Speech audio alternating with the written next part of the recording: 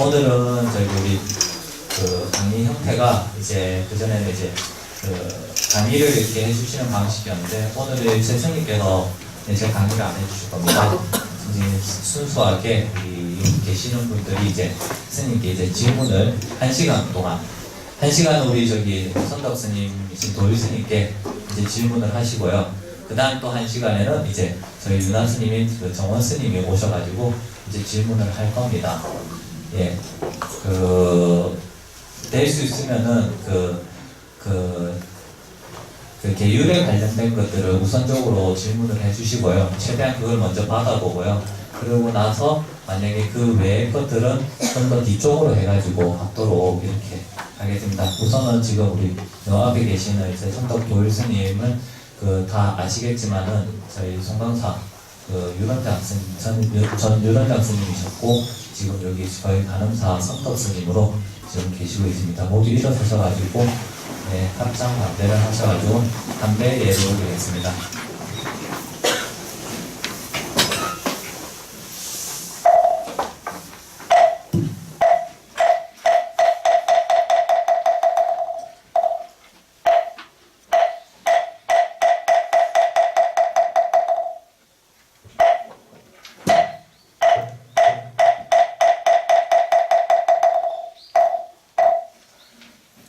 모두 자리에 앉으시기 바랍니다.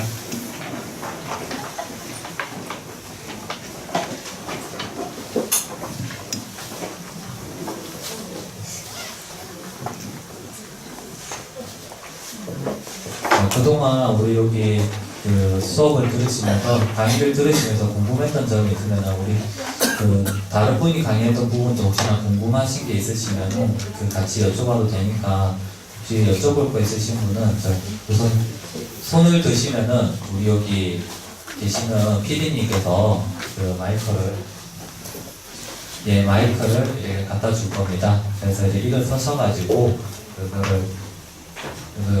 질문을 해주시기 바랍니다. 혹시 질문에 관련된 거 있으신 분은 손을 들어주시기 바랍니다.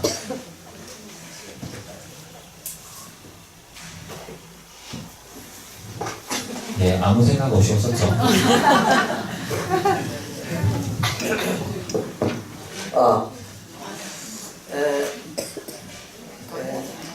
반갑습니다. 마이크 소리가 그 뒤에까지 잘 들립니까? 예. 우리가 지금 이제 여러 차례 개혁 공부하고 있는데 사실은 묻는 것이 굉장히 어렵습니다. 질문이 안 나오는 게 이게 정상입니다. 근데 이제 불교라는 게 이 구조가 어떻게 되어 있느냐 하면은 부처님께서도 그냥 이렇게 내가 법문하겠다 이래가지고 법문하신 예가 없습니다. 거의. 그럼 법문이 어떻게 이루어지느냐? 항상 부처님 제자들이 먼저 질문합니다. 예를 들면 여러분들이 잘 아시는 건강경이라고 하는 책 있지 않습니까? 거기도 보면은 처음에 어떻게 시작되느냐 하면은 부처님이 여러 제자들을 거느리시고 이제 왕사성에 가셔가 탁발해가지고 밥을 이렇게 얻어가 오셔가 밥을 다 자시고 이제 발도 씻고 또 이제 이 발도 씻고 옛날에는 이 발 씻어주는 게 시자들이 발을 씻어줬거든요. 그래서 부처님이 이제 근력이 좋으실 때는 부처님이 직접 씻으시고 부처님이 연세가 많아지실 때는 시자가 와서 씻어주기도 하고 특히 이제 은사상자 간에는 은사쌤이 멀리서 돌아오면은 제자가 세숫대에 물 떠가와가 어른 발 씻어주는 게 그게 원래 예법입니다. 요새도 부부간에 발 씻기주기 이런 거 있지 않습니까? 존경의 뜻으로 발을 씻어주죠. 근데 그게 부처님 시대 때부터 어른에 대한 존경으로 발을 씻어주는 그 풍습이 있었습니다. 그래 놓고 부처님께서 이제 자리에 앉으시면은 그때 이제 수보리가 부처님께 질문을 딱 하죠. 부처님, 어떻게 우리가 이 간사한 마음, 이리 갔다 저리 갔다 하는 마음, 그런 마음을 어떻게 다스려야 되겠습니까? 정말 수준 높은 질문이에요.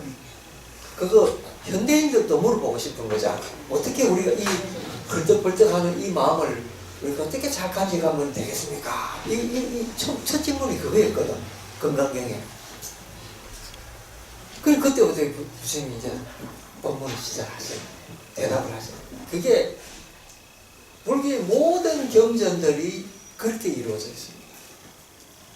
그래서 이제 우리가 오늘날처럼 강의 형태가 저기 학생들은 듣고 교수는 이야기하고 이 형태 아닙니다. 제자가 의문점이 있어가 질의를 해야 부처님이 답을 하죠. 그러니까 그런 점에서 보면 이제 우리가 계율 시간이니까 그 계율도 그런 식으로 짜여 있습니다. 계율 어떻게 짜죠? 부처님이 도를 깨닫고 제자를 받고 난 뒤에 12년 동안의 계율이 없이 불교 교단이 흘러갔습니다. 12년 동안에 스님들도 아무런 계율이 없었습니다.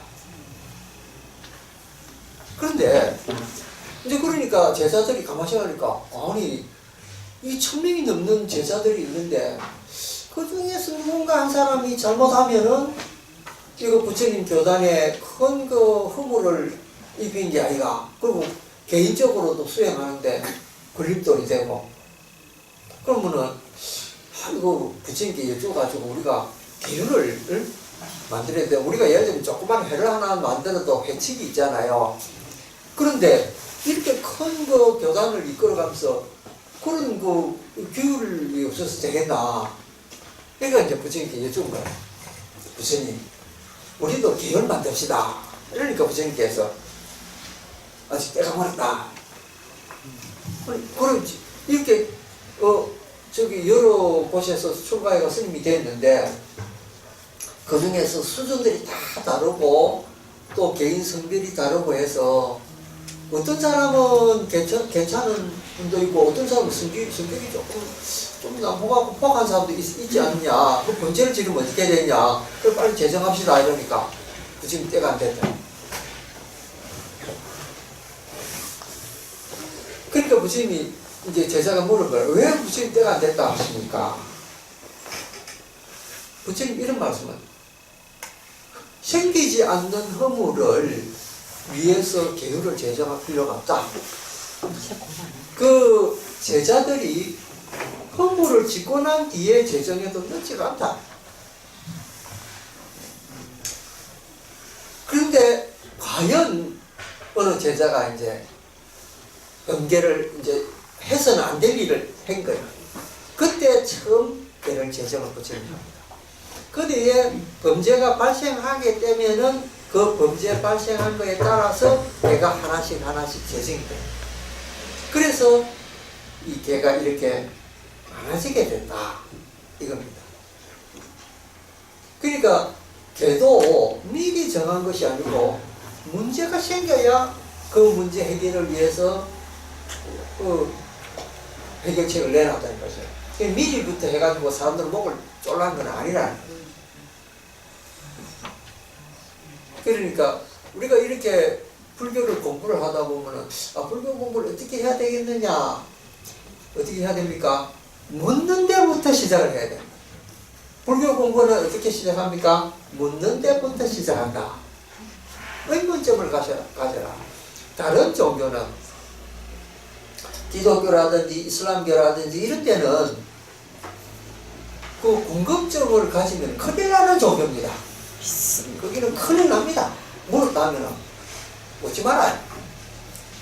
특히 이슬람교 같은 거는 별명이 묻지마 종교입니다. 이슬람은 굉장히 겁나는 종교예요. 근데 불교는 물어야 됩니다. 왜? 불교는 수많은 문제점을 해결해 줄 그 지혜가 그 안에 있기 때문에. 근데 현대인들은 어리석죠. 단순한 거 좋아하거든요. 그러니까 불교를 믿으려고 생각해 보니까 불교 교리가 너무 복잡하고 너무 방대하니까 이제 쳐다만 봐도 너무 놀라는 거예요. 가령 예를 들면은 뒷동산에 가던 사람들이 에베레스트 산을 보고 그 올라갈 엄두가 안 나가. 저는 어몽길이나 올라가지 우리는 못 올라간다 이래가지고 미치게 겁을 먹어버려. 불교가 너무 심오하기 때문에 이건 내 근기로서는 도저히 안 돼. 좀 쉬운 꿈이 돼야 되겠다. 기독교 갑니다. 근데 기독교보다 더 쉬운 종교가 있습니다. 그 종교가 뭔지 압니까? 이슬람입니다. 이슬람은 기독교보다 더 쉽습니다. 더 간단하게 있습니다. 거기는 심지어는 이제 이런 율법이라는 게 있죠. 그는 기독교도 있고 이슬람교도 있고 불교도 있습니다. 율법이라고 하는 거. 그건 이제 우리는 계율이라고 부르죠. 그거를 그쪽에서 율법이라고 부릅니다. 그 율법은 뭐냐면 특히 이슬람 같은 율법은 이런 게 그중에 이런 게 있습니다. 이슬람을 위해서 알라를 위해서 알라 신이죠. 알라를 위해서 거짓말을 해도 좋다라는 계율이 있습니다. 그러니까 입에 사탕 발리고 온갖 것 다 해도 그게 신을 위한 거라면 알라 신을 위한 거라면 그게 다 허용됩니다. 그러니까 알라 신을 위해서 사람 목 자르고 여러분 영상에도 봤죠. 강가에 여러 사람 쫙 놔놓고 목을 이렇게 탁탁탁 치는 거 보셨습니까? 그래도 마음에 죄의식 하나도 없습니다. 알라를 위해서 하는 거예요. 한번 어떤 율법이나 계율에 세뇌가 되놓으면은 마음속에 죄의식이 싹 사라집니다.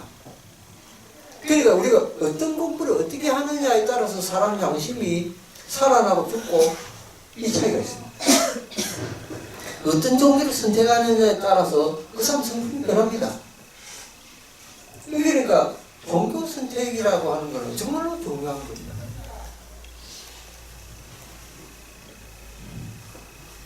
여러분들은 사실은 이 땅에 태어나가지고 행복한 겁니다. 종교 선택이 있으니까. 그런데 여러분이 만약에 이슬람 여성으로 태어났다.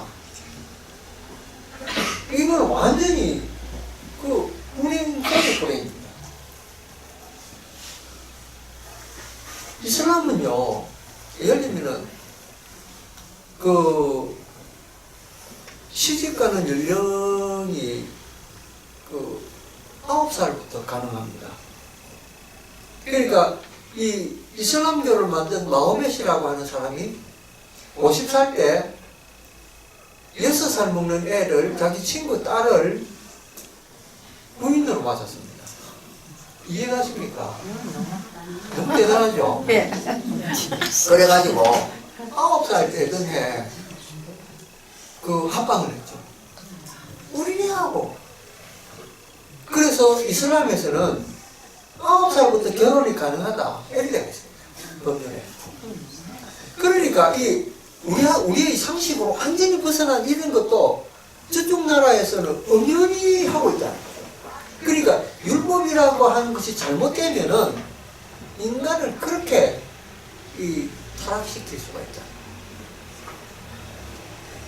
그런데 그에 반해서 여러분들이 지금까지 배워온 불교의 계율이라고 하는 것은 인간을 어떻게 하면 아름답게 살게 할 것인가, 여기에 초점을 두고 인간을 어떻게 이익되게 할 것인가, 여기에 주안점이 있습니다. 그러니까 출발점 자체가 완전히 다르다라는 거죠.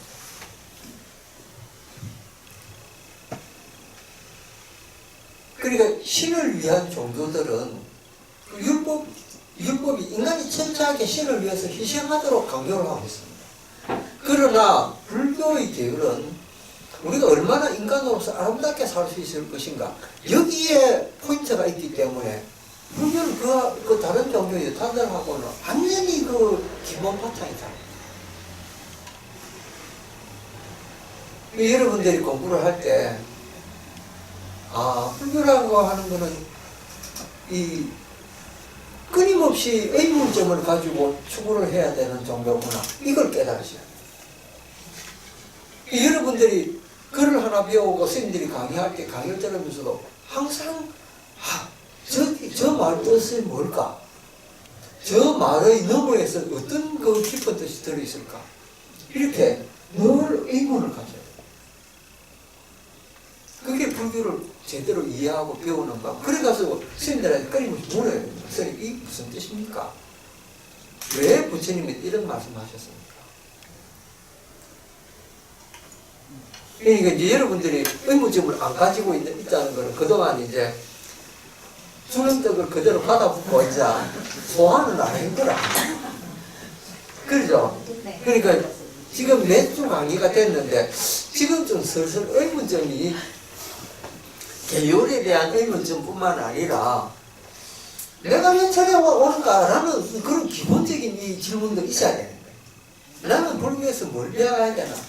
이건 자기 자신한테 묻는 거잖아.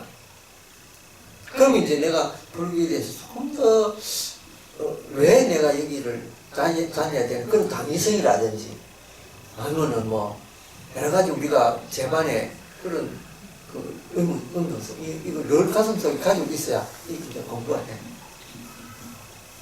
그러니까 불교 공부를 한마디로 말해서 그 질문 속에 성장해 나간다.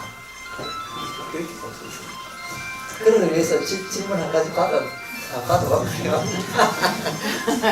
예, 저기 스님께서 이제 계율의 전반적인 거를 생겨난 거를 이제 유래를 이야기 좀 해주셨는데 계율을 꼭 지켜야 우리가 도리에 이룰 수 있다라는 그런 생각에서 이제 벗어나는 말씀을 좀 해주셨어요. 제 생각이지만은 우리 보살님들이 그동안 주입식 교육에 아주 익숙해 있는 것 같습니다. 예, 이제 사고를 해가지고 이렇게 스님들께 이렇게 질문을 하는 이제 그런 습관이 안 되기도 하고, 그리고 또 이제 손을 바짝 들고 이제 질문을 하면 남들 나를 어떻게 생각할까? 일단 그게 있다 보니까 또 질문을 못하는 경우들이 있는 것 같은데, 지금 우리 스님께서 이렇게 긴장을 좀 풀어주셨으니까 혹여라도 지금 질문이 혹시나 있으신 분 있으면은 말하자면 이제 부끄러움 생각하지 마시고 이렇게 이야기를 해주시기 바랍니다.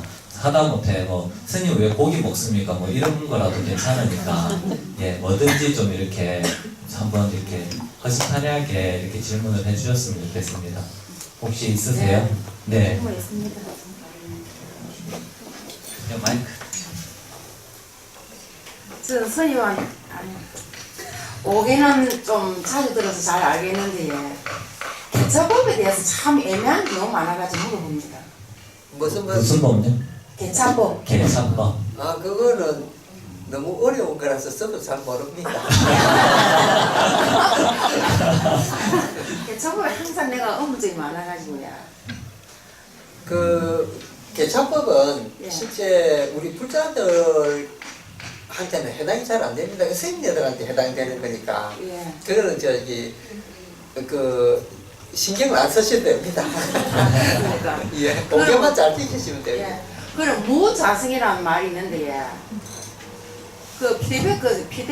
티베트 법당에 가지고 내가 이야기를 들었는데 무자성에 대해서 좀 설명해 주시면 조금만. 수준 높은 질문 너무 갑자기 나오니까 당황이 됩니다. 자성이 없다는 것은 이거는 이제 연기법 이해를 해야 자성이 이해가 되죠. 자성이라고 하는 것은 자기 자신의 성품을 이야기하죠. 사람마다 자기 성품이 없는 사람이 어디 있겠습니까? 다 내가 생각해보면 내라는 존재가 느껴지잖아요. 그리고 내가 저 사람하고 다르고 또 성격도 다르고 뭐 여러 가지 인연들도 다르고 다 다른 자라온 환경도 다르고 이러고 나는 독특한 나인데 그런 나가 그런 자성이 없다는 자기의 성품이 없다는 뜻이거든요. 근데 왜 없느냐 생각해보면은 내 자신이 있단 말이에요. 내가 보고 내가 느끼고 내가 냄새 맡고 내가 말하고 다 내가 하는 거였는데 그게 내 성품 속에서 나오는 건데 왜 내가 없다고 이야기하냐. 근데 그거 알기에는 여러분 공부가 좀 깊이 들어가야 됩니다. 왜냐하면은 제가 왜 연기법을 알아야 되느냐. 연기라고 하는 건 제가 늘 강조를 하지만은 조건의 만남들이 이루어져서 이제 사람이 되죠. 요즘에는 우리가 지금 여러분하고 내하고 이제 바라보고 있습니다. 서로 바라볼 때 이 내 눈과 여러분의 눈이 서로 이렇게 저분은 스님이구나, 저는 이제 여러분 볼 때 불자님들이 오셨구나 이렇게 보게 되죠. 그러면은 우리가 지금 만나는 이 순간이 벌써 보살님이 질문할 때가 이미 과거가 됐습니다. 그 시간은 돌아오질 않습니다.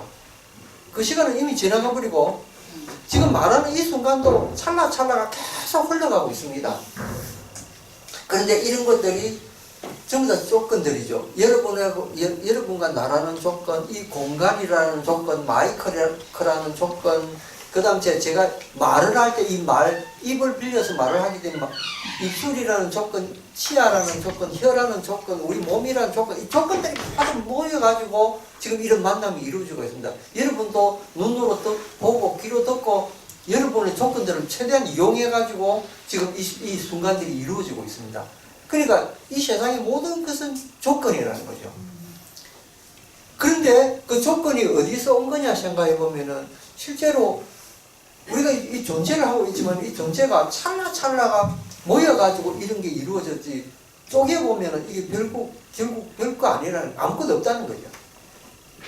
그래서 이제 나중에 이제 이게 깊게 들어가 보면은 그 공사상까지 이제 가게 되는, 모든 거는 공인데 전부 다 이런 게 인연들이 모여가지고 지금 우리가 보고 있는 이런 상태가 돼가 있다. 근데 이거는 찰나찰나 쪼개보면 다 아무것도 없는 거다. 이렇게 보는 거죠. 그러니까 우리가 본다는 이 자세, 이 본다는 이것도 실제로는 순간순간 보는 거기 때문에 그게 이어져 가지고 내가 있다는 느낌을 가지지 실제로는 있는 것이 아니다라는 거죠. 그래서 그걸 갖다가 무자성이라고 보는 거죠. 그럼 원래 이 시간이 지나가면 없는 거죠. 여러분 유년 시절 한번 생각해 보십시오. 유년 시절에 분명히 나라는 게 있었는데 지금 현재 나하고 어떻게 다릅니까? 과거에 이 살과 또 내가 어릴 때 10살, 20살 때의 나가 아닙니다. 그런데 나라고 분명히 이야기할 수 있는데 지금 생각하면 그때의 내가 가지고 있는 살갓들, 내가 가지고 있던 눈 이런 거 아닙니다. 시간이 다 흘러가가지고 지금 현재하고 그 과거가 완전히 다릅니다. 왜냐하면 우리 세포가 한번 죽는데 석 달 걸립니다. 석 달에 완전히 이 세포가 새로 바뀝니다. 그럼 뼈는 3년 정도 되면 완전히 바뀝니다. 뼈 세포가. 그러니까 3년 전에 나하고는 지금의 나하고는 다르다는 거예요. 왜냐하면 이 세포 자체가 죽어가지고 새로 난 거기 때문에 3개월 전의 세포가 아닙니다. 그런데 하물며 내가 20살 때, 10살 때의 그런 나가 있느냐? 그렇지 않죠. 우리가 성장했고 이미 그 과거는 없는 거죠. 그럼 나는 어디서 찾아볼 수 있을까요? 그리고 이 나는 과연 미래에도 내가 이런 존재가 되겠느냐? 또 다른 모습으로 변해가죠. 그러니까 그 속에서 나라는 건 찾을 수가 없다는 거예요. 그래서 그거를 이끌어가는 본래의 성품도 없고 우리는 전부 다 인연화학으로 만들어진 존재이기 때문에 이게 나라고 할 만한 뭔가 없다라는 거죠. 그래서 무자성이라고. 그럼 여러분 성품 어디 있다고 이야기하십니까? 예를 들면은 여러분이 지금 여러분이라고 할 수 있는 존재는 태어나면서 어떤 가정이 있습니다. 근데 그 가정에 아버지 어머니의 보살핌이 집집마다 다릅니다. 그 영향 받습니다. 형제 자매들 영향 받습니다. 집안 환경, 교육 전부 다 영향 받습니다. 나중에 친구들 영향 받습니다. 결혼해가지고 처사님이나 부인의 영향 받습니다. 태어난 아이 생기죠. 아이한테도 내가 영향을 또 받을 수 있습니다. 그리고 사회 직장에 절에 놓으면 절에 있는 도반들 이미 다 왔습니다.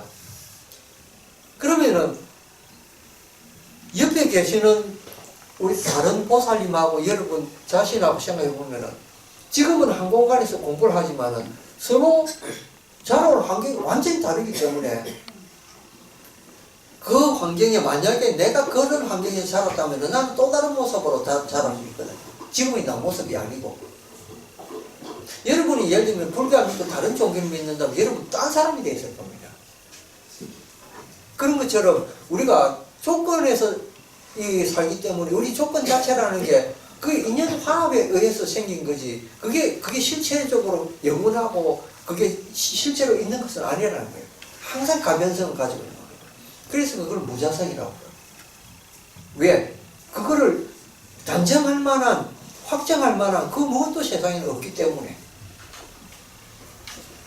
그러니까 그거를 무자성이라고 쓴다. 상당히 이거는 그 연기의 그 공부를 많이 해야 이해가 될 수 있습니다. 그리고 이제 그 연기라는 것이 바로 부처님이 깨달으신 그 핵심의 사상이거든요. 그거 이해하지 않으면은 불교를 이해했다고 말할 수 없습니다.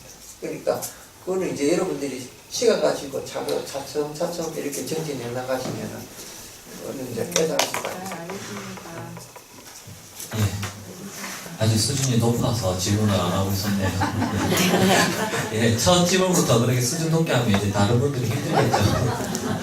예, 그 다음 분은 저쪽에 먼저 하셨어요. 예, 질문하시죠. 네. 아니 그쪽에 하세요. 네, 서서 해주세요.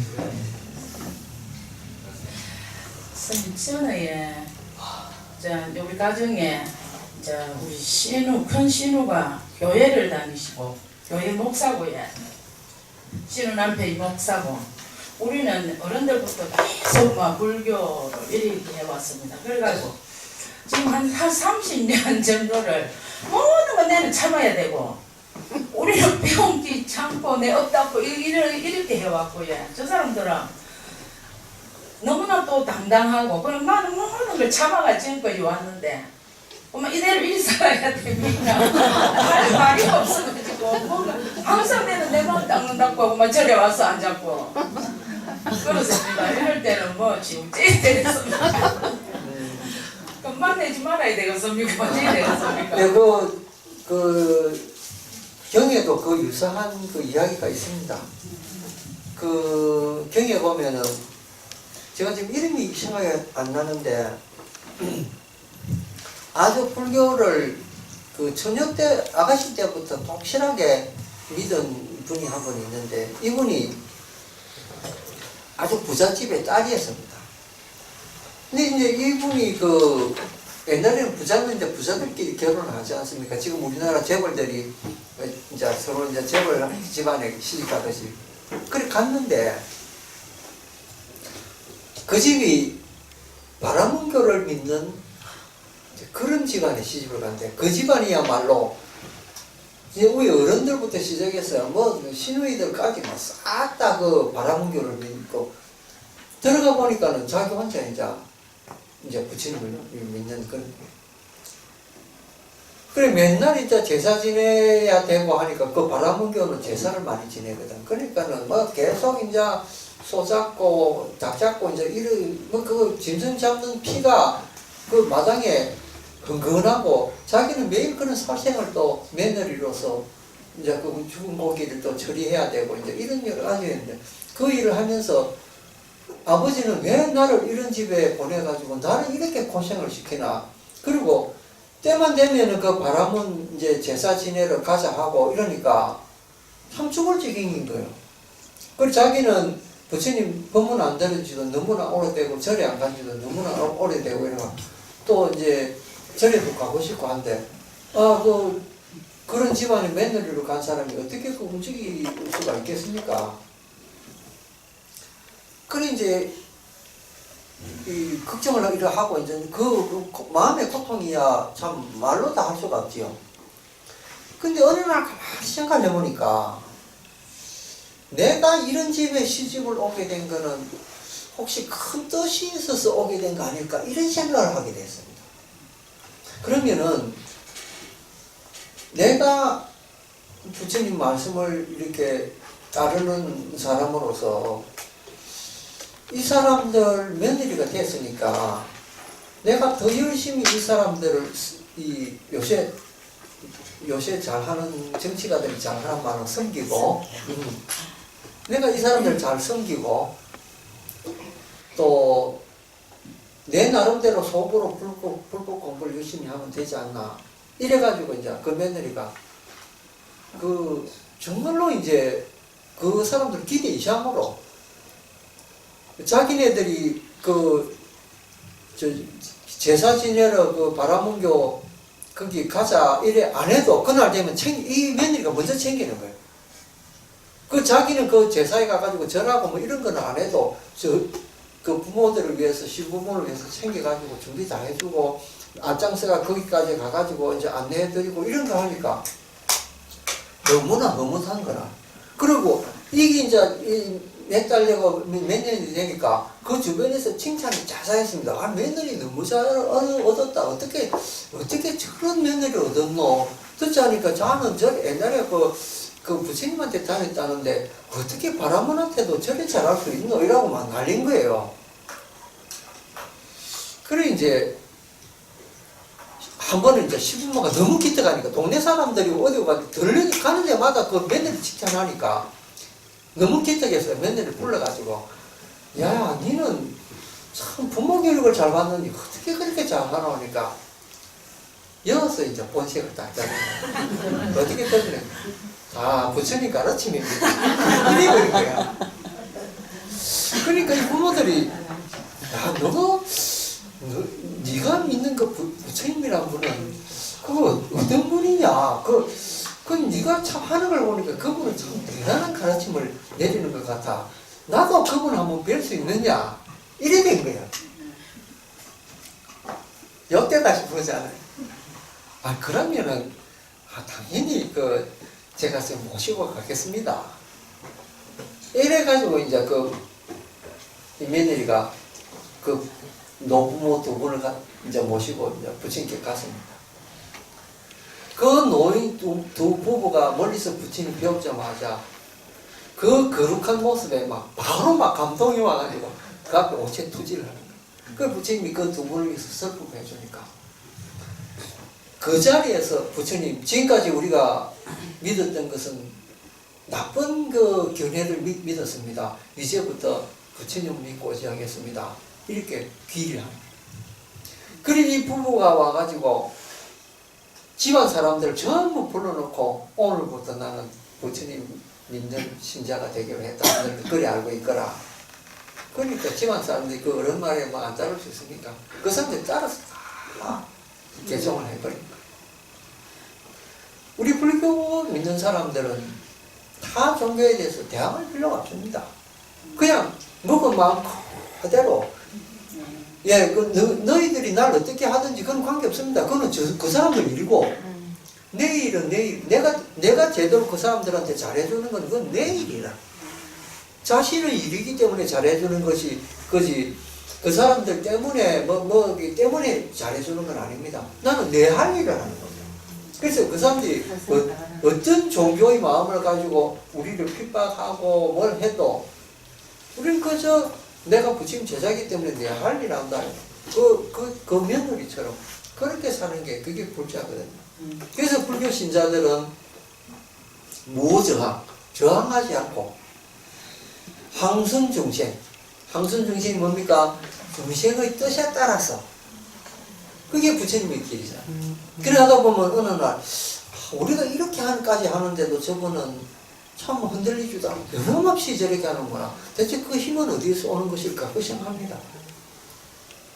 그때 여러분이 한마디 해줄 수 있죠. 아, 이게 부처님 법이다. 예, 그런 걸로 우리는 힘을 삼아야 되지. 다양해가지고, 그거는. 그래서 이제 마음을 피워가지고 불전하게.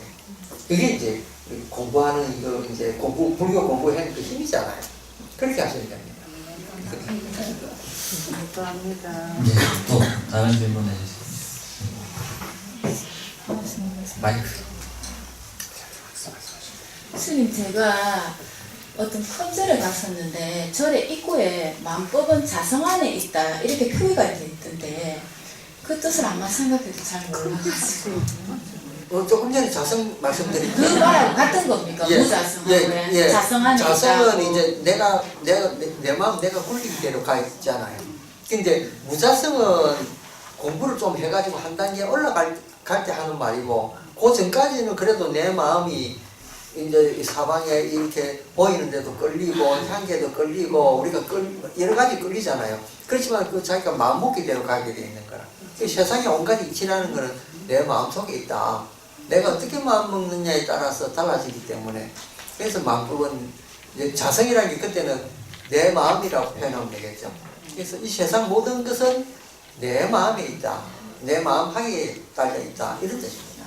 그게 이제 마음법은 자성 안에 있다. 이런 말이죠. 근데 그보다 더 한 단계 올라간 게 무자성이거든요. 무자성은 공부 깊이 들어가야 되죠. 이제 세월을 두고 이제 천천히 하시면 돼요. 제가 수행을 열심히 하면 모든 게 잘 되고 안 했을 때는 일이 뭐 안 되고 이런 그런 제 건 마음 아닙니다. 왜냐하면 인연법이라고 하는 것은 내가 수행한다고 해서 내 마음대로 다 되고, 이 세상 이치라는 건 그렇지 않습니다. 세상 이치라는 거는 올라가면 올라갈수록 그 바람이 거셉니다. 왜 우리가 히말라야 같은 꼭대기에 올라가기 어려울 줄 아십니까? 그게 올라가면 올라갈수록 태풍, 그 바람도 많이 주고 물도 많고 어려움이 더 많습니다. 높을수록 그렇습니다. 사람이 예를 들면 그 대통령이 안 됐으면은 평온하게 살 수 있는 사람이 대통령이 됐기 때문에 국민들이 온갖 말을 다 하고 그 사람 끌어내리기도 하고 또 저 대통령 시아놓고 흔들기도 하고, 그게 높은 데 올라가기 때문에 그런 거거든. 그러니까 수행도 경지가 높아지면은 더 많이 그 역경이 옵니다. 그래서 그 수행을 잘하면은 내 마음대로 됩니까? 라는 게 아니고, 수행을 잘할수록 내 마음대로 잘 안 됩니다. 저는 열심히 다닐수록 왜 이리 자기물이 많나? 이렇게 생각이 듭니다. 왜? 그건 자기가 공부가 돼가고 있기 때문에 잘 알죠. 왜 그런지 아십니까? 자, 여기에 문제 없는 것 같죠?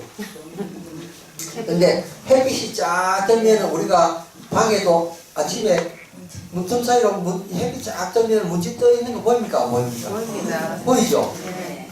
근데 문 딱 닫아버리면 보입니까? 안 보입니까? 보입니다. 안 보이죠? 있는데 안 보이는 거야. 그런데 햇빛이 쫙 들어오면은 문지가 날아다니는 게 쫙 보이는데, 햇빛이 뭡니까? 지혜라. 공부라. 그게 지혜가 높고 공부가 높아지면은 그 미세한 우리의 번뇌들이 우리가 알아채는 거야. 아, 내한테 이런 많은 번뇌가 있고 이렇게 많은 문제점이 있구나. 눈이 어둡고 중생심이 있을 때는 그거 잘 모릅니다. 그게 마치 햇빛이 없을 때는 문제를 못 느끼다가 햇빛 보면은 문제를 느끼듯이, 우리도 지혜가 높아지면은 우리한테 오는 여러 가지 장애물이 우리가 더 잘 봅니다. 그러니까 아, 장애물이 더 많구나 이렇게 느끼게 되죠. 그래서 그거는 여러분이 도가 높아지니까 그런 장애물이 더 많아진다 이렇게 생각하면 됩니다. 그러니까 저리 오니까 더 장애물이 많아졌다 이런 분도 있습니다. 그런데 그분들 자기 경지가 높아진 줄 모르고 그런 말 하거든요. 경지가 높아서 그렇습니다. 마음 편안하다고 또 맨날 공부 안 하고 해서 그런 생각 하면 안 됩니다. 예, 그리고 또 질문 있으세요?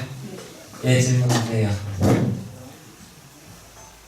전에 가면은 그 불상마다 그 손 모양이 좀 다르던데, 그 손 모양마다 그 의미하는 뜻하는 게 다른가 싶어서 궁금해서. 아, 예.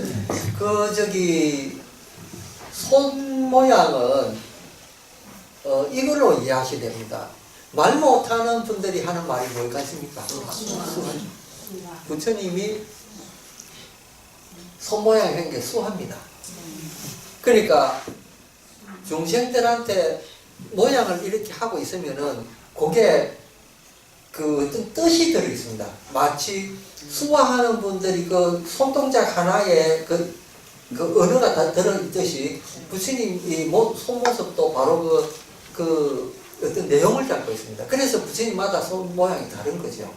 그래서 부처님이 그 진리를 손으로 이렇게 나타내시는구나 이렇게 생각하면 됩니다. 이게 수화입니다. 수화 간단하게 불교 수화를 몇 개 가지 가르쳐 드리겠습니다. 이제 말이 나왔으니까 여러분 그 합장 한번 해보십시오. 그 합장 이름이 뭔 줄 아십니까? 그 합장은 견실 합장이라고 하는 거죠. 견실이라고 하는 거는 구들 견자에다가 이 열매 실자, 실하다, 참되다 할 때 그 실자, 그러니까 참된 합장이라 우리말로는 견실하고 아주 굳건하고 참된 합장이다. 견실 합장. 그 이제 여러분들이 늘 부처님한테 이렇게 하는 합장이 견실 합장이다 이렇게 보십니다. 그 다음에 두 번째 이제 하나 가르쳐 있는데 손을 이렇게 하십시오.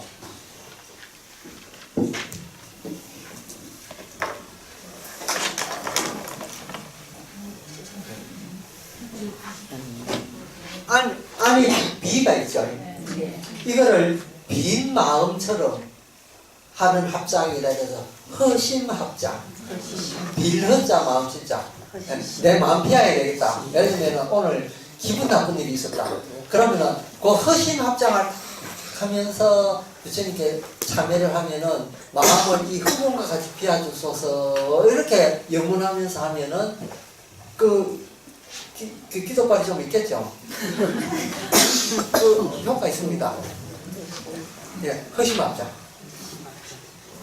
그 다음에 요즘 내가 신심도 안 나고 하는 일마다 마음이 자꾸 흐트러지고 이렇다. 그때 하는 합장이 있습니다.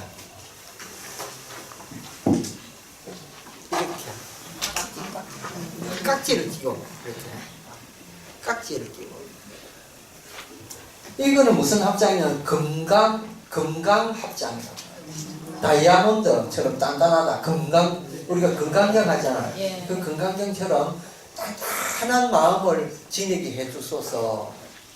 변함없이 또 이 다이아몬드 보석처럼 견고하게 영원히 빛나는 그런 그 굳은 그런 마음을 갖게 해주소서. 그런 이제 그래서 금강합장. 네, 그런 부처님한테 이제 그런 마음이 좀 흐트러지고 자기가 좀 다 잡을 때 그때 금강합장 하면서 꿀 한잔 하는 거 이랬으면 자기도 모르게 기운이 쫙 모이면서 아주 단단해지는 느낌. 진짜 그렇습니다. 한번 딱 해보십시오. 그럼 힘 딱 주고 이렇게 하면은 몸이 다 이렇게 견실해지는 느낌 듭니다. 그 다음에 이제 이래가지고 요거를 이 손가락하고 이 중지만 빼놓고 붙입니다. 이렇게 붙입니다. 붙여가지고 요거를 요렇게 만들어 이렇게 해가 꽃봉오리처럼 만들어요. 이렇게 꽃봉오리 꽃이 필락말락 할 때 이 피기 바로 직전의 그러면 이렇게 하면 피가 피는 거잖아요. 그래 이렇게 딱 이렇게 합장합니다. 요건 무슨 합장? 연화합장. 연꽃이 피기 전에. 그래서 꽃공양 올리지 마. 올리면 더 좋지만 꽃이 없을 때는 내 손 모양을 해가지고 부처님께 딱 부처님 꽃봉오리 드립니다 하면서 이거 맨날 하면 다음 주에 얼굴 예쁘게 나옵니다. 예, 그래서 이렇게 부처님께서는 저렇게 무언의 이제 그 메시지를 손으로 통해서 우리한테 메시지를 주시는데 우리는 우리의 마음을 부처님께 표현할 때 요렇게 몇 가지 한 4가지의 합장으로 딱 하면은 우리는 부처님께 보내드리는 메시지 수화가 됩니다. 그래서 합장할 때도 이렇게 이제 오늘은 부처님 꽃 한 송이 올려드려야지 하면서 연합합장 한번 하고 내 마음이 조금 좀 이렇게 흐트러졌을 때는 건강합장하고 평상시에는 견실하게 불도를 이렇게 수행해 나가겠습니다 하고 견실합장하고 그 다음에 마음이 조금 이제 그 번뇌가 가득 찼을 때는 허심합장하고 이렇게 해서 합장으로 이제 딱 이렇게 우리가 그 할 수가 있죠. 오늘서 네? 하고 계시는 이거 이 모양인가 손 밑에는 걸다 어떻게 해요? 동그란 모양. 아 허심합장. 이렇게 이렇게 하고 계시는. 요렇게 하는 게 허심합장. 이렇게 하는 거. 아니요, 선생님, 그게 아니고요. 스님께서 네. 잘 안 보이셔서 그러는데 그게 아니고 스님 우리 법당에 가보면은 부처님께서 앉아 계실 때 부처님이 하고 있는 합장이 아니고 수인을 말하는 겁니다. 수인 모양을 수인 모양은 여기서 일일이 이야기하자면 그 굉장히 길어지죠. 그 수인은 여러분이 인터넷에 찾아보셔도 됩니다. 예, 그 네이버에 찾아보시면은 수인해가 치면은 여러 모양의 수인들이 선명히 싹 때가 있습니다. 그러니까 저한테 묻지 마시고 컴퓨터에 물어보십시오. 예, 그 수윤에 관련된 거는 그 대강 저희 그 뭐 비로전화 목사님 뭐다 있지 않습니까요? 예, 그런 부분은 우리 저 종소로 오시면 제가 자료를 드리겠습니다. 예, 그리고 또 혹시 또 다른 질문 이제 있으세요? 거의 시간이 다 됐으니까는 뭐 네, 마지막으로 하실 질문 있으세요? 제가 요즘에 드라마 붙다 보면은 이렇게 제자들이 질문하면은 꼭 부처님께서 이 모양 꼭 하시던데 아 그거는 영화에서 그걸 폼 내려고 그랬는데 이 모양을 하길래 이제 말씀 놓은 김에 이제 제가 여쭤봤어요. 이 모양이 뭘 뜻하는 건지. 그거는 저기 영화에서 그러는 거고 원래 부처님께서 뭘 말씀하실 때 그냥 가만히 이렇게 제자들하고는 단정하게 앉으실까 말씀하셨지 뭐 이래 가지고 그 힘들어서 못합니다. 드라마에서 항상 예, 이렇게 드라마에서 하는 이야기죠. 의미가 있나 싶어가지고. 예, 이제 더 이상 질문 없으시죠? 예, 그러면은 오늘 이렇게 그 질문을 받아주신 우리 스님께 그 박수로 이렇게. 시간이 좀 짧아서 근데 또 다음에 또 시간 만들어서 또 하도록 하죠. 감사합니다. 반갑습니다.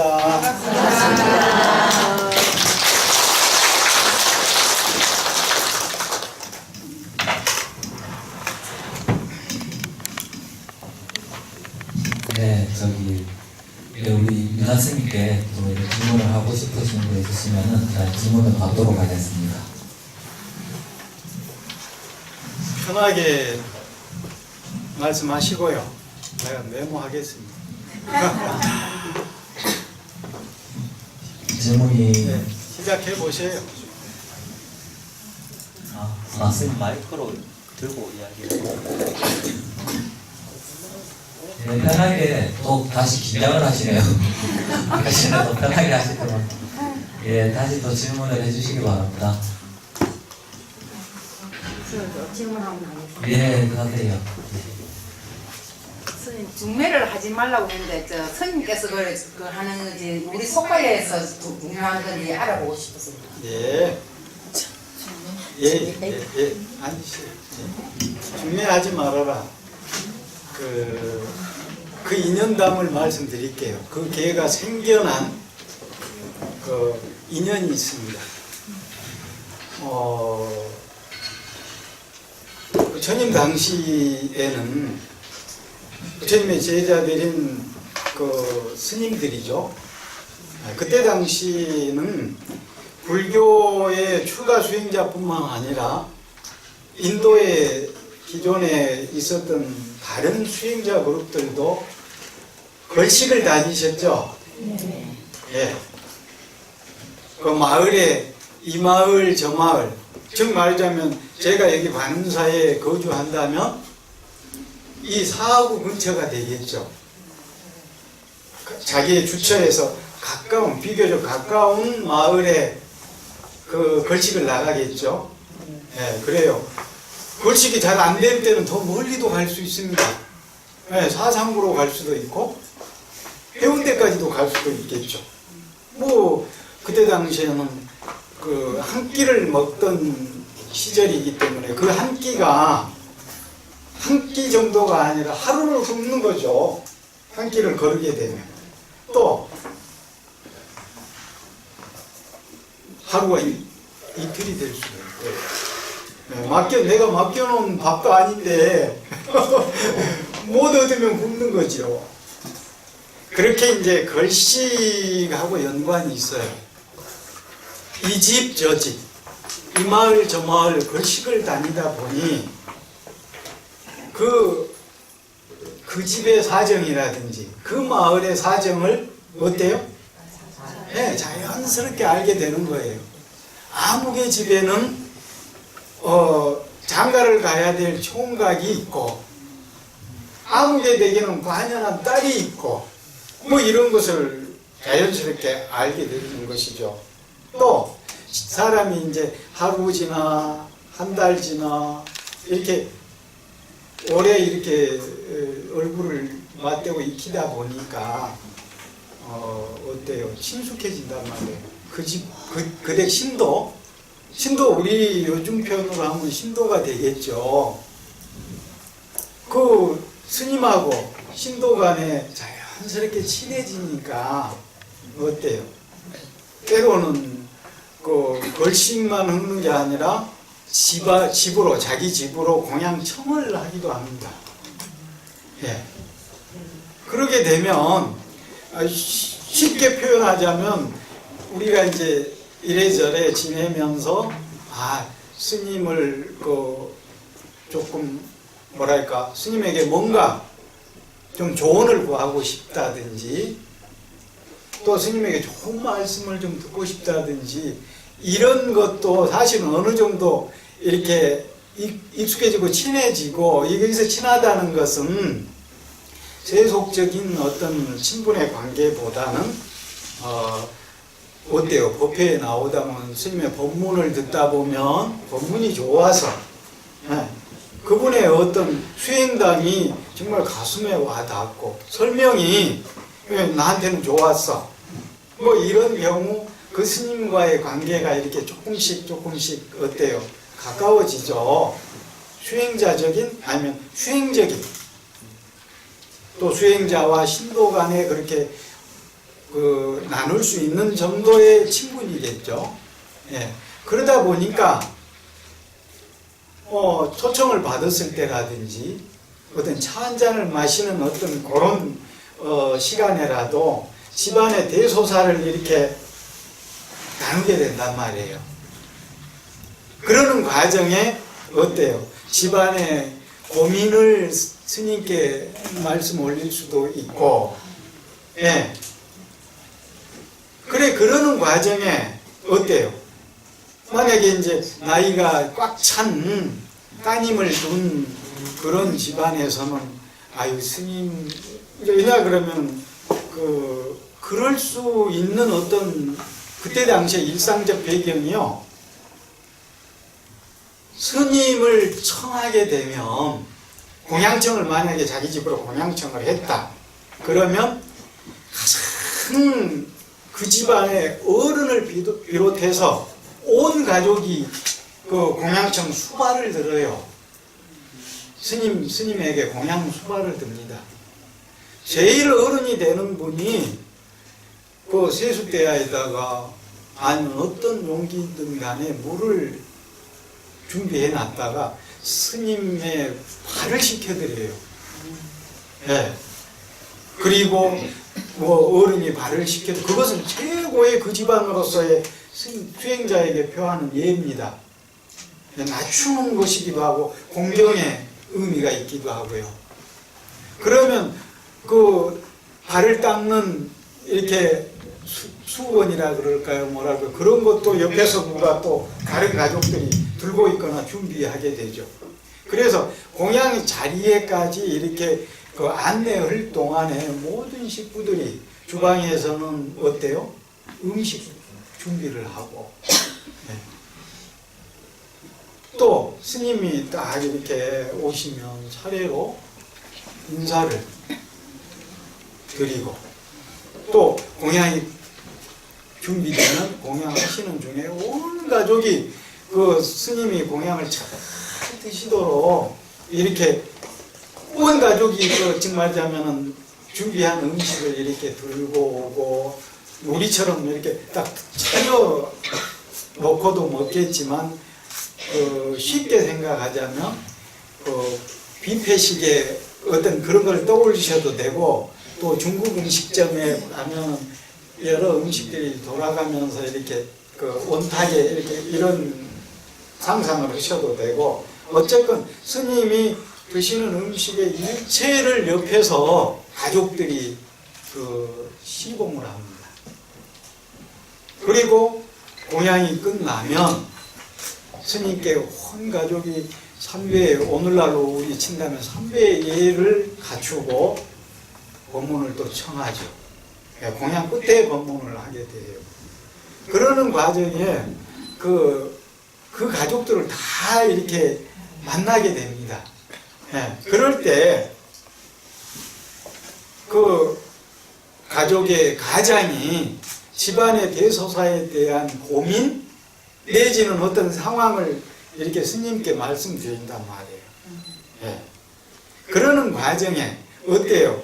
스님의 입장에서 공양청을 융숭하게 이렇게 받았고 평상시에 그대의 어떤 그 힘으로 공양도 수월하게 걸식하고 또 때로는 스님이 쓰시는 일상의 용품, 수행자가 쓸 수 있는 한도 내에 일상용품을 또 준비했다가 드리기도 합니다. 그러니까 상당 부분 그 신도가 이렇게 익숙하게 정해지면 스님의 뒷바라지를 그렇게 하신단 말이에요. 그러니 그 뒷바라지를 받은 스님의 입장에서는 어떤 집안의 사정, 집안의 내력을 알게 됐을 때 돕고 싶은 마음도 있을 수 있잖아요. 또 이 집, 저 집, 이 마을, 저 마을 다니시다 보니까 어때요? 어느 댁에는 장가 갈 만한 그런 나이의 아들이 있는 집이 있다는 것도 아시고 딸이 있다는 것도 알고 또 그 집안 내력도 어느 정도 아신단 말이에요. 그 집안에 살아가는 어떤 재력 또는 그 집안은 무슨 교학을 했던 학자 집안이다. 선비 집안이다. 아니면 상인, 장사를 하시는 상인 집안이다. 이런 가족사를 어느 정도 이제 아시고 있기 때문에 자연스럽게 중매를 하는 일이 일어났던 거예요. 부모님이 그 자식 걱정을 하는 것을 들으시고는 어떤 스님이 인연을 맺어 드린 거죠. 그런데 처음에는 아무 일이 없었어요. 둘이 정말 결혼을 하게 돼서 잘 살 수도 있고 어때요? 그 반대되는 일이 있을 수도 있죠. 그런데 문제는 이제 한 집, 두 집 결혼을 짝을 인연을 맺어주는 과정에 결혼을 해서 잘 사는 그런 집안에서는 아이고 우리 스님 최고입니다. 스님 덕분에 저희 아들이, 저희 딸이 짝을 잘 만나서 너무 고맙습니다. 그렇게 됐을 경우는 어때요? 더 공양청도 잘 받으실 수 있고 뒷바라지도 더 잘 받을 수 있죠. 그런데 그 반대의 일이 벌어진 거예요. 이제 서로 이렇게 소개를 해서 결혼을 하게 되었고 이렇게 이제 부부의 인연으로 살게 되는데 둘이 안 맞은 거예요. 서로 이제 남의 탓을 하게 되는 거예요. 아유, 그 스님이 아니었으면 당신을 내가 안 만났을 텐데. 또 집안에서는 아이고 그 스님 아니었으면 우리 아들이, 우리 딸이 그렇게 불행하지 않을 텐데. 이런 어떤 원망의 소리가 거짓말 정신 나지 마라 그만. 적선한 일도 아니었나 속에 제가. 너무 사실적인 일이죠. 정신을 해가지고 어디 일도 아니었나. 그런데요. 어찌 세상사가 그렇게 우리가 그 모범 답안에 이렇게 딱 적듯이만 됩니까? 선의를 했어. 좋아.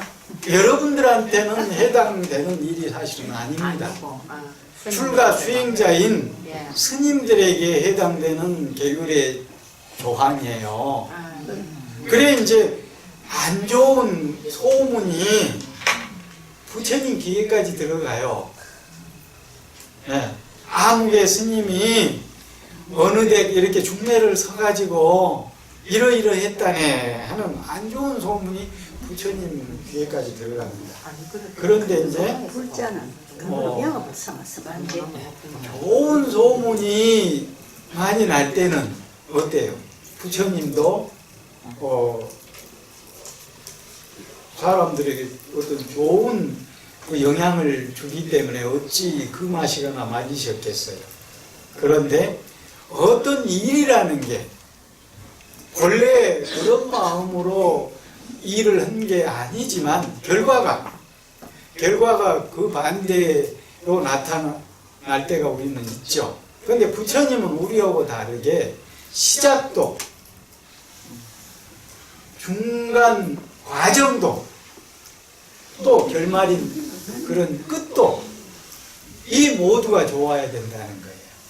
진짜 좋은 것은 시작도 중간도 끝도 좋은 것, 이것이 정말 좋은 것이라는 거예요. 그래서 남에게 권할 때 그런 것을 권하고 그런 것을 하도록 네.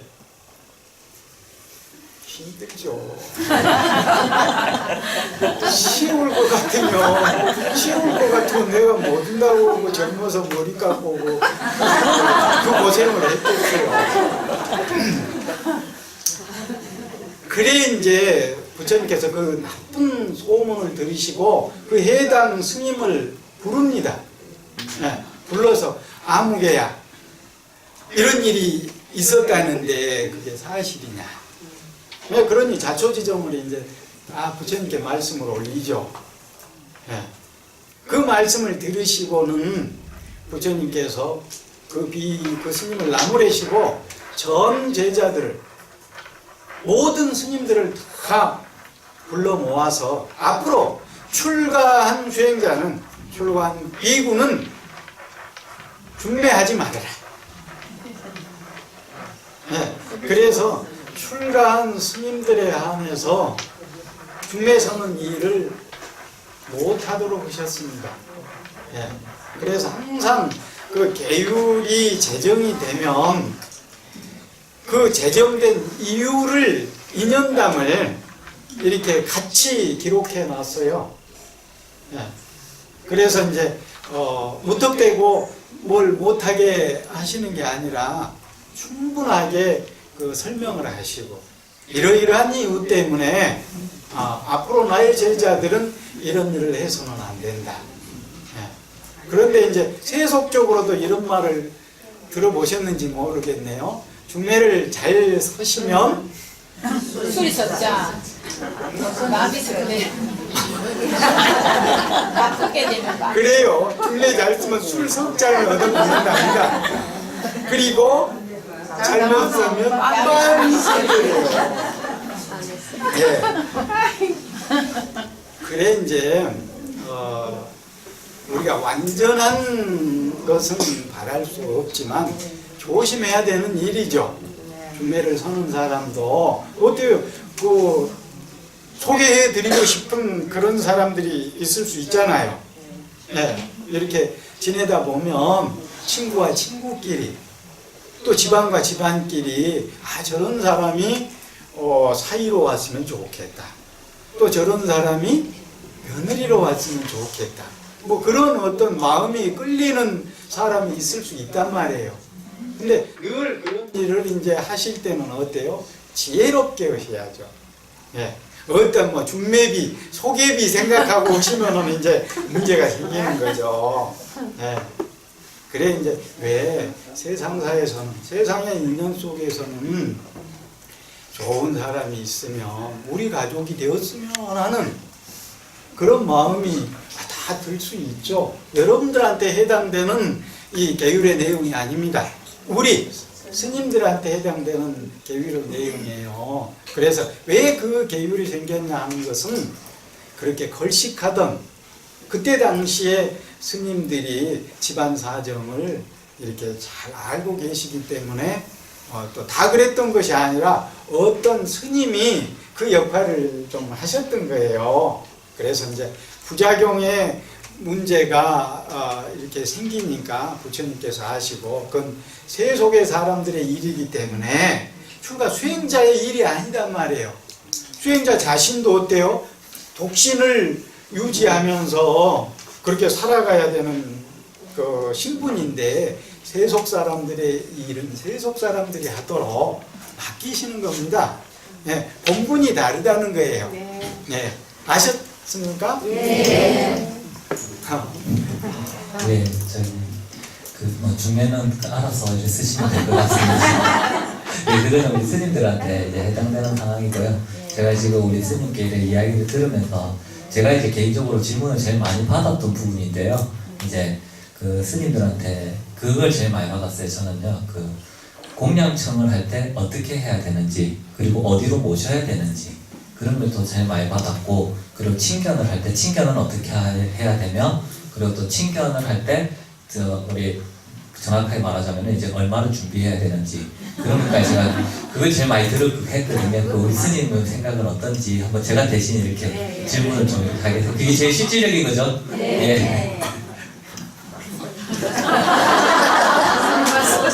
너무 사실적인 말씀을 주셔서 당황스럽습니다. 우리는 그래서는 안 돼요.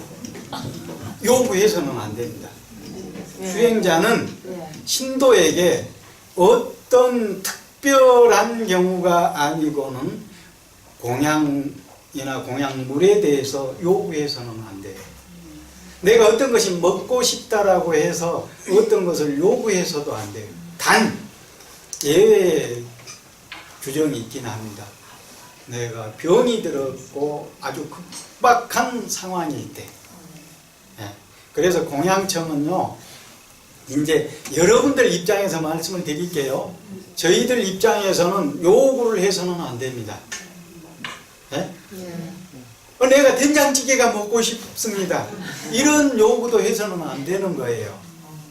물론 그 사찰 안에서 공양 담당하는 그런 분한테야 소임자 스님이 그 청을 할 수 있죠. 그러나 이제 걸식을 나가서 아니면 그 어느 분한테 우리 뭐가 먹고 싶어요, 뭐 사주세요, 이래서는 안 된다는 거죠. 네. 공양은 여러분들이, 즉 말하자면 여러분들이 우선 마음이 그 준비되어야 되는 거죠. 네. 어떤 그 스님이든 그 존경의 마음이 그 드신다거나 아니면 지금은 어때요? 지금은 그런 일이 이제 특별한 일이죠. 예전에는 다반사적인 일입니다. 왜냐? 스님네들이 사찰에서 공양을 손수 해결하는 것이 아니라 사찰은 수행 공간이고 주거 공간만 했지, 그 어때요? 음식은 걸식을 했기 때문에 그 당연히 이제 걸식이 아주 수행자한테는 아예 출가의 그 요건 중에 걸식이 들어 있어요. 걸식을 못할 것 같으면 출가를 할 수 없는 겁니다. 네. 단 이렇게 이제 그 걸식을 아주 평생 수행자는 그렇게 살 각오를 해야 된다라고 스님이 될 때, 출가할 때 요구 조건에 들어 있어요. 그래, 거기에 대답을 해야 됩니다. 당신은 평생토록 출가를 해서 죽는 그날까지 걸식에 의해서 살아갈 수 있습니까? 하고 물어요. 오늘날도 그렇습니다. 형식적이지만 오늘날도 묻습니다. 네, 그러면 예 했을 때 출가가 가능해요. 그러나 요즘은 어때요? 또 부처님이 살아생전에 인도의 어떤 그 수행자들의 모습과 지금의 모습은, 우리나라의 모습은 또 다르단 말이에요. 이 모습이 달라지는 것은 중국에서도 마찬가지입니다. 다른 나라에서도 마찬가지. 변화를 갖습니다. 네, 식생활에 대한 변화가 와요. 주방이 생기기 시작합니다. 부처님 당시에도 처음에는 걸식에 전부 의지했지만 사정이 생기기 시작해요. 즉 이제 그 신심이 있는 단월, 즉 신도님들로부터 부처님께 공양청이 들어와요. 뭐 경전에는 많은 그러한 내용들이 나옵니다. 예. 그러니까 스님, 그 수행하는 스님네들을 집으로 초청하시거나 아니면 공양을 준비해서 사찰로 가지고 온다든지, 예, 과일 하나도 공양이죠. 그럼 우리 집에 망고 그 과수원이 있었다. 그 망고를 이렇게 이제 올해 풍년이 들어서 망고를 많이 땄다. 그러면 어때요? 그걸 따가지고 사찰로 가지고 온단 말이에요. 스님들 드시라고. 그것도 공양이에요. 그렇게 점차적으로 꼭 우리가 먹는 밥뿐만이 아니라 그 음식, 그 먹거리에 해당하는 모든 것들이 어때요? 이제 그 부처님을 존경하는, 또 부처님이 이제 점차적으로 어때요? 유명해지시잖아요. 또 부처님의 설법을 듣고 난 그런 신도님들이 환심이 나고, 그래서 이제 공양청을 그렇게 이제 하게 되는데, 그것이 이제 외예법으로 만들어집니다. 외예법이지 거기에 아주 절대적으로 의지해라 그런 법은 아니에요. 예. 평생 걸식에 의해서 살아가야 되는 것이 그 수행자의 법인데, 그렇게 청이 있을 경우에는 그 청을 받아도 좋다, 공양청을 받아도 좋다는 예외 규정들이 생겨납니다. 그런데 그런 공양청을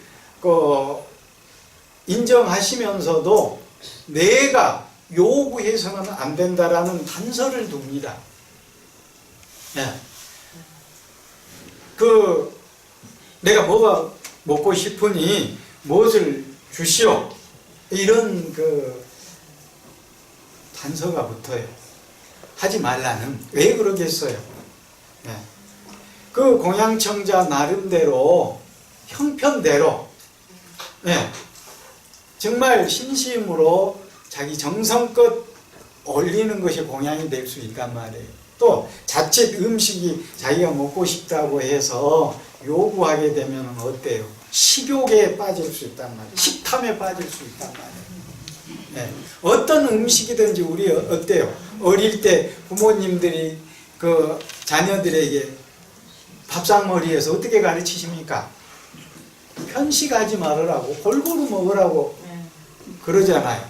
그건 건강에도 직결이 되지만, 이 부처님이 말씀하신 요구하지 말라는 것은 모두에게 이익이 없는 거예요.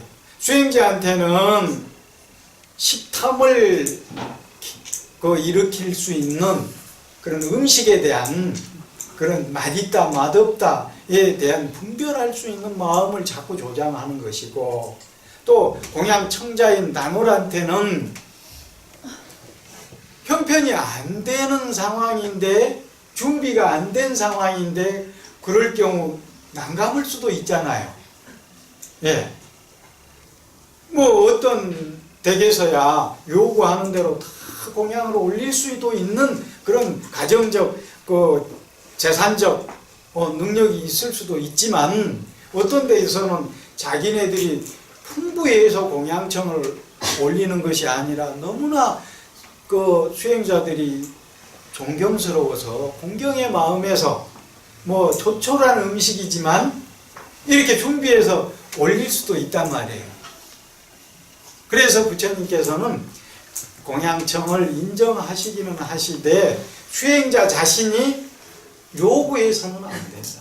걸식을 나가서도요, 음식을 주는 대로 받게 되어 있습니다. 네. 자기가 좋아한 것이라고 해서 그걸 넣어 주십시오, 그걸 주십시오, 그게 아니라 공양을 올리는 분이 주시는 대로. 네. 그래야 평등 공양이에요. 그래야. 그런데 요즘 이제 공양금 얘기가 나왔네요.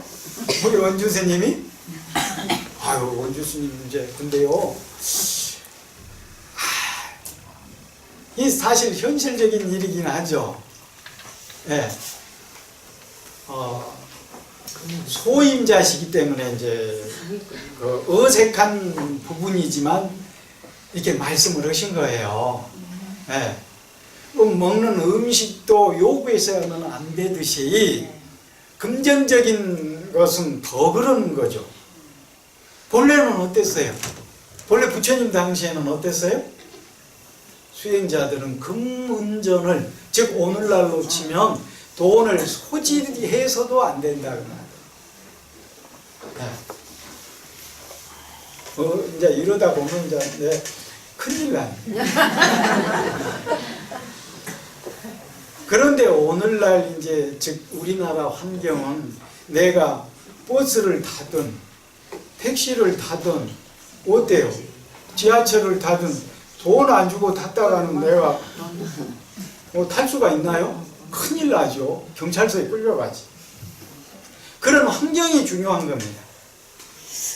예, 올바른 수행자가 나올 수 있는 그 요건에도 조건에도 그 나라 또 어때요? 여러분들 우리 불제자들의 마음가짐 여러분들에게 계율에 대한 이런 내용을 이번 학기에 이렇게 강좌를 하게 된 것도 이제 어때요? 여러분들이 일부러 보아서는 안 되는 어떤 율장의 내용도 있습니다. 조심해야 될 내용들도 있죠.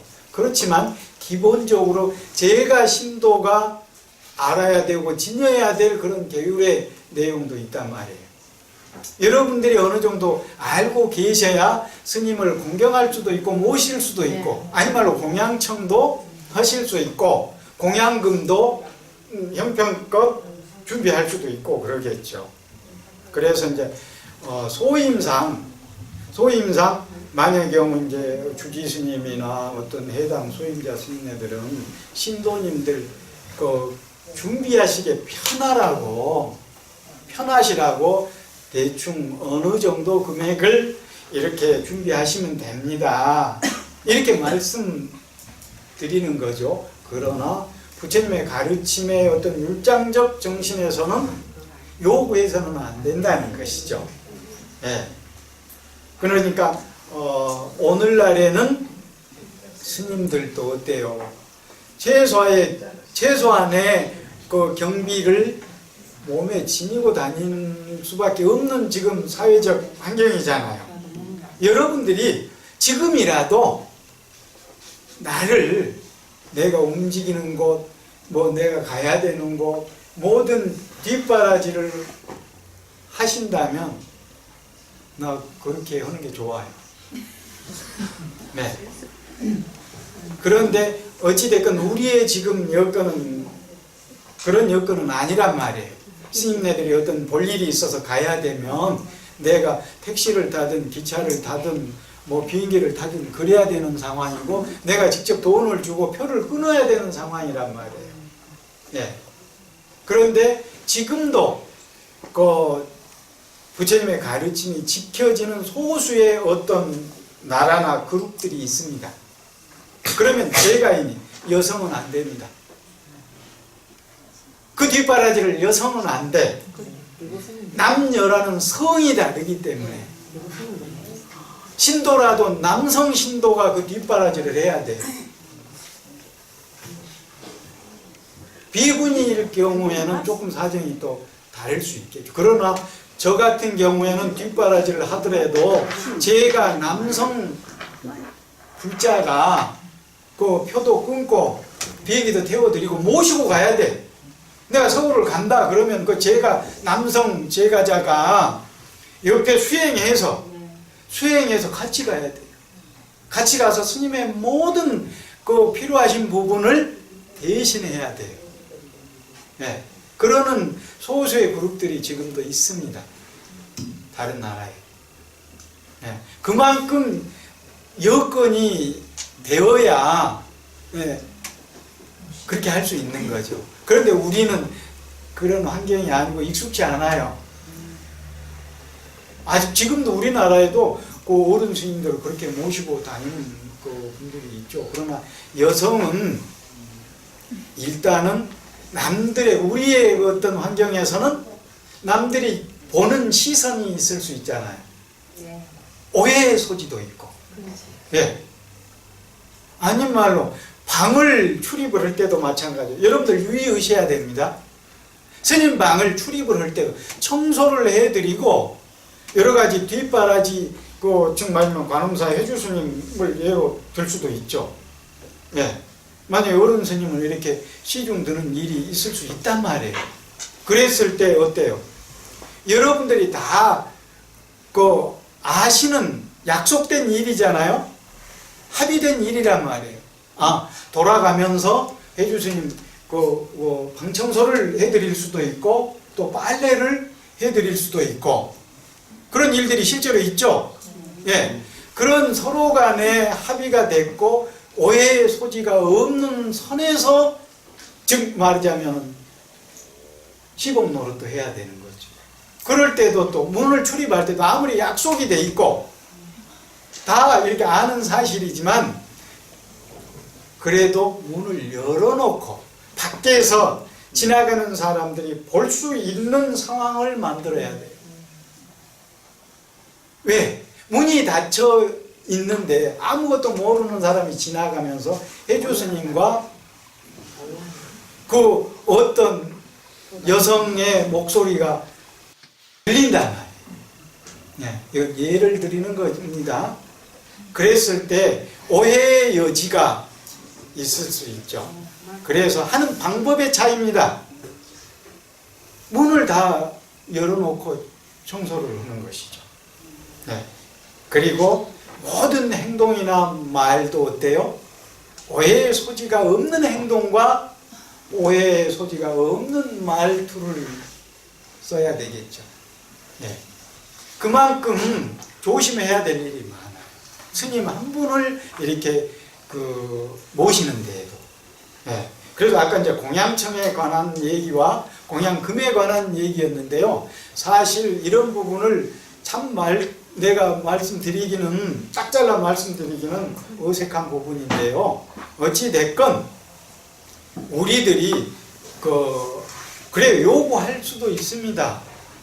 이것은 왜냐 그러면 그분이 오히려 결정하시기에 준비하시기에 편하시도록 뜻은 거기에 있는 거예요. 내가 꼭 무엇을 먹고 싶어서 탐해서 탐욕심에서 그러는 게 아니라 우리 이제 원주 스님처럼 어떤 신도님의 어떤 형편을 오히려 잘 파악해서 더 편하게 준비하시고 하실 수 있게 하기 위해서 스님이 몇 분입니다. 공양을 하실 스님이 몇 분입니다. 그러니 이분들이 평상시에 이런 것을 잘 드십니다. 아니면 평상시에는 잘 못 드시기 때문에 오늘 평상시에 못 드시는 음식을 좀 준비해 주시면 좋겠네요. 예, 이렇게 빗뜸을 해 드리는 그런 정도죠. 예. 또 이제 공양금은 그래요. 이 공양금은 공양금이 됐든 공양이 됐든 형편 것이에요. 예. 예, 형편 되시는 만큼의 내가 하실 수 있는 만큼의 그것을 준비해서 스님들께 공양을 올리시면 되는 것이죠. 네, 저희들이야 요구한다는 그 자체가 사실은 해서는 안 되는 행위입니다. 네, 그러니요 단 말이죠. 어쩔 수 없는 상황에서는 모르지만 공양을 올리신다고 그런 생각을 일으키셨을 때는 자기가 먹다 남은 걸 드려서는 안 됩니다. 과일도 마찬가지예요. 과일도 부처님한테 올릴 때 자기가 먹다 남은 걸 여러분들 올리시나요? 네. 제일 좋은 걸 꼭 스님들이 아니래도 손님에게 대접할 때 우리는 먹다 남은 걸 안 하잖아요. 그런 마음이면 돼요. 네. 어찌 답변이 조금 가깝게 됐나요? 네. 예, 또 질문하실 거 있으면 질문하세요.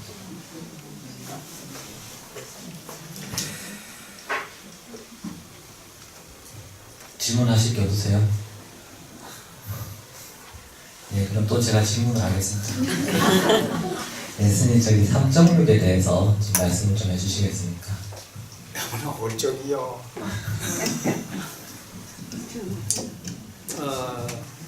고기에 관한 육식에 관한 지금 말씀을 해달라는 겁니다.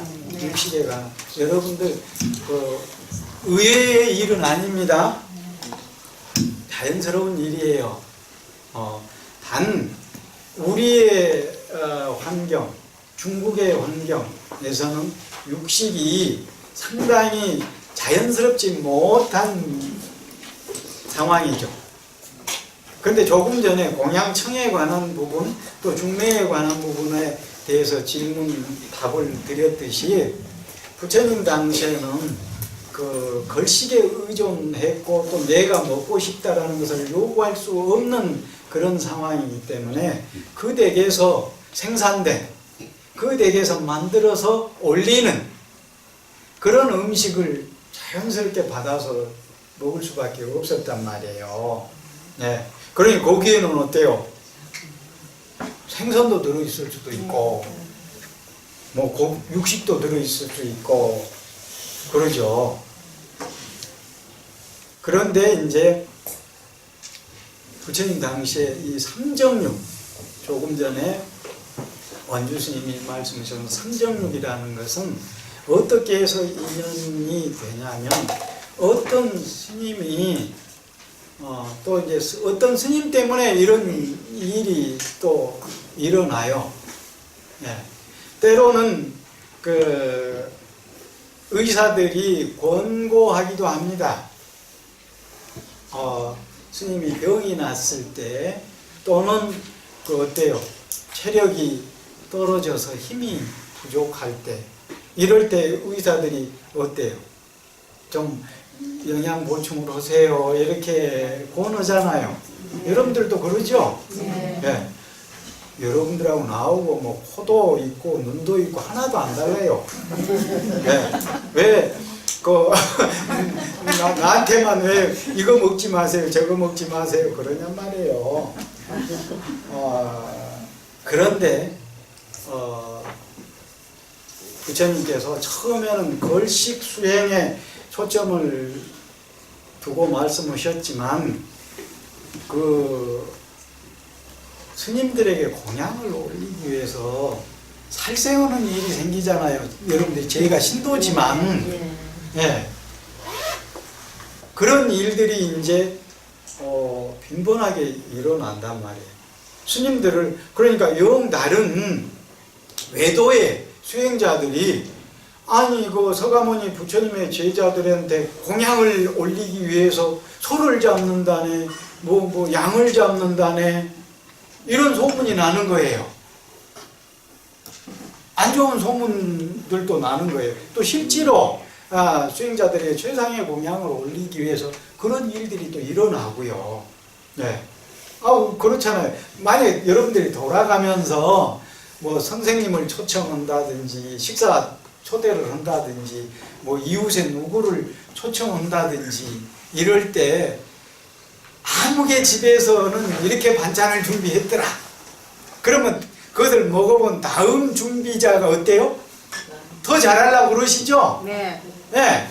마치 그런 것처럼 어때요? 네. 수행자들을 이렇게 초청해서 공양청 준비를 할 때 막 걸게 우리 상다리가 부러지게 그러죠. 그런 마음이 생긴단 말이에요.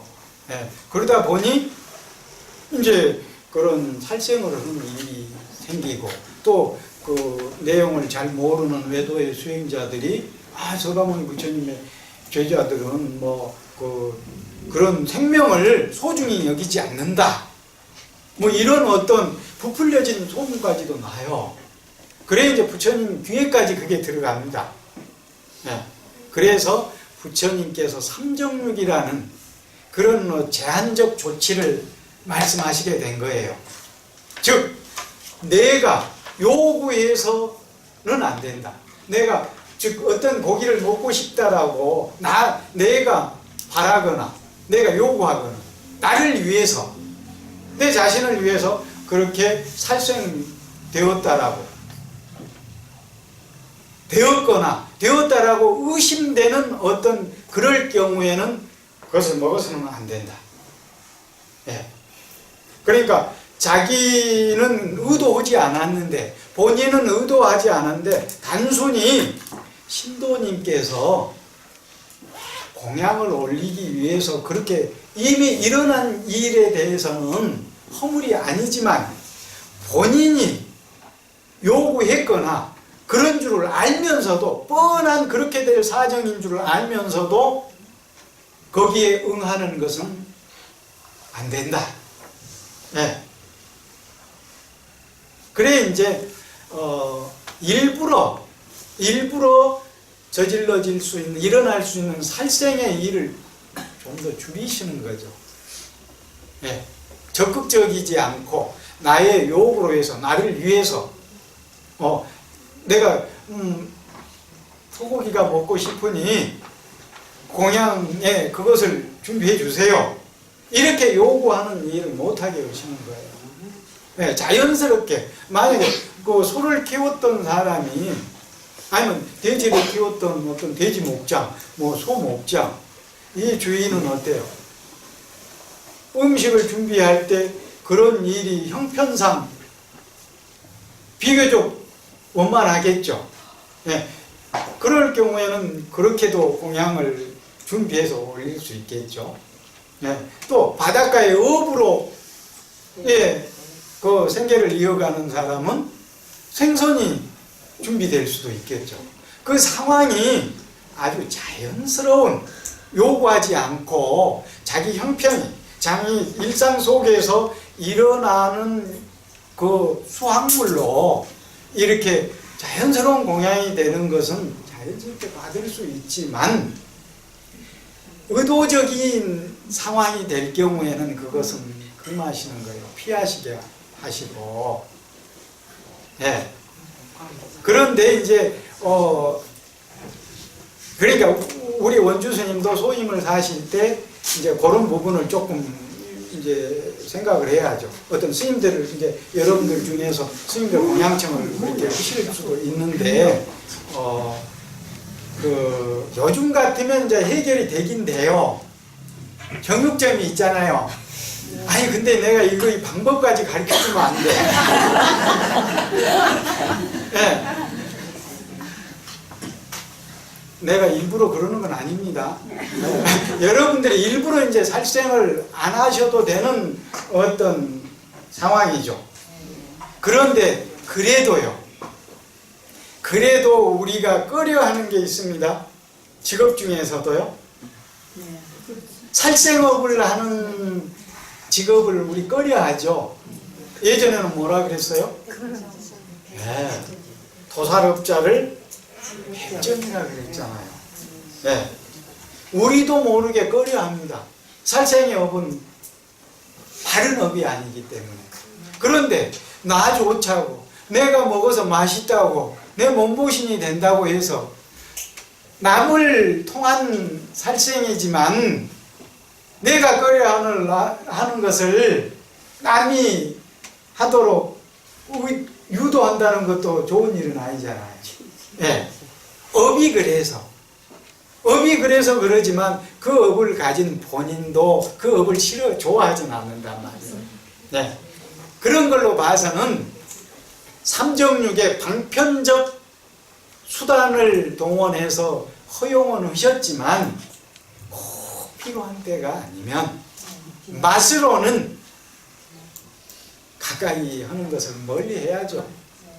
특히 우리 수행자는 여러분들도 어떻게 제가 팔관지에게 또 말씀드렸고 다른 스님들의 5개 뭐 이런 계율에 대한 기본적 그 계율의 의미를 말씀드렸잖아요. 여러분들도 때때로 안 먹는 한 번쯤 안 먹어보는 그런 습관을 들일 필요가 있죠. 왜냐하면 내가 다음 생에 만약에 오늘 금생에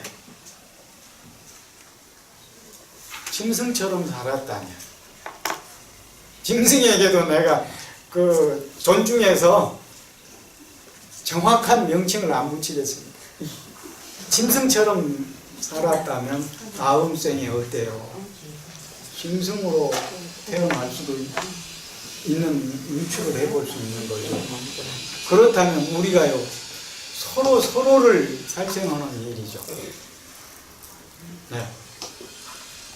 그렇기 때문에 즐기는 것보다는 맛있어 하는 것보다는 내 몸이 필요한 영양분의 공급 정도에서 자꾸 어때요? 멀리하고 줄여나가고.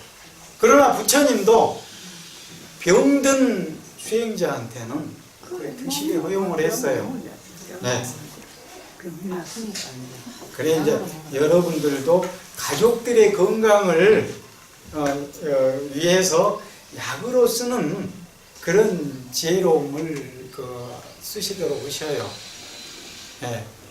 이제 삼정육은 방편적인 수단적인 것이지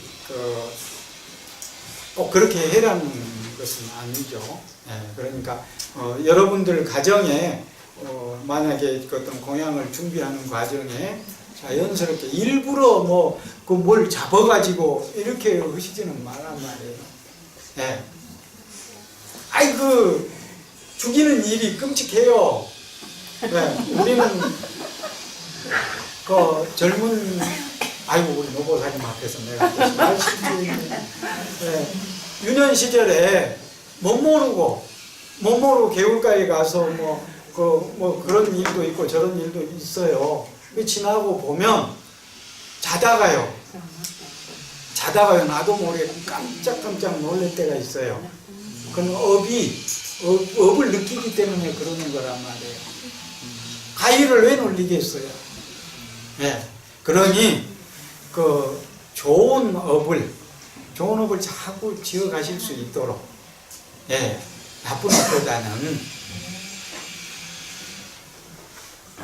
저의 여러분들에 대한 궁금에 대한 대답이 안전할 수는 없습니다. 네. 그러나 내가 아직 살아있단 말이에요. 앞으로도 더 많은 시간을 여러분들하고 가지면서 또 나 또한 부족한 것이 있어요. 저 또한 채워가고 있는 중이거든요. 네. 서로 필요한 부분을 이렇게 나누고 채워가면서 진정한 수행자적 삶이 무엇인가? 진정한 불자로서의 삶이 무엇인가? 하나하나 서로 나누고 채워가자고요. 네. 시간이 다 된 것 같아요. 원주님 어때요? 예, 혹시라도 마지막 질문 눈총을 받으면서 마지막 질문하실 분 예, 그러면은 이것으로 마무리를 하고요. 다 일어나셔가지고 우리 스님께 담배를 올리고 마시도록 하겠습니다.